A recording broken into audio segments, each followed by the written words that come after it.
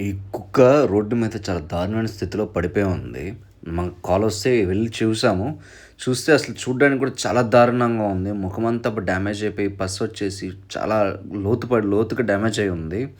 పాపం చాలా మంచిది. చాలా ఫ్రెండ్లీదే. పాపం అప్పటికి దానికి ఓపిక అస్సలు లేదు. ఇంక వెంటనే మనం వెళ్లి దాన్ని చూసి దాన్ని తీసుకొనొచ్చేసాము. చూడండి పాపం ఎంత డ్యామేజ్డ్‌గా ఉందో. ఫేస్ అంతా పాపం పాడైపోయింది. తీసుకొచ్చి మన దగ్గర సెలైన్ పెట్టి ఆ వూండ్ అంతా క్లీన్ చేసేసాం.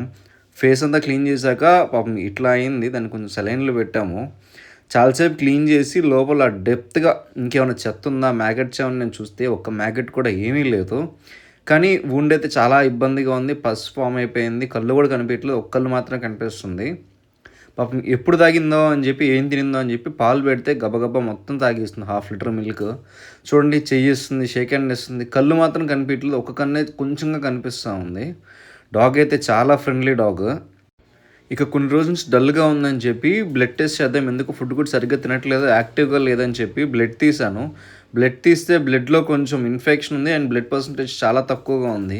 ప్రస్తుతం అయితే ట్రీట్మెంట్ అనేది స్టార్ట్ చేశాం. ఏంటి, ఎలా ఉంది అనేది నెక్స్ట్‌లో నేను మీకు అప్డేట్ చేస్తాను దీని గురించి.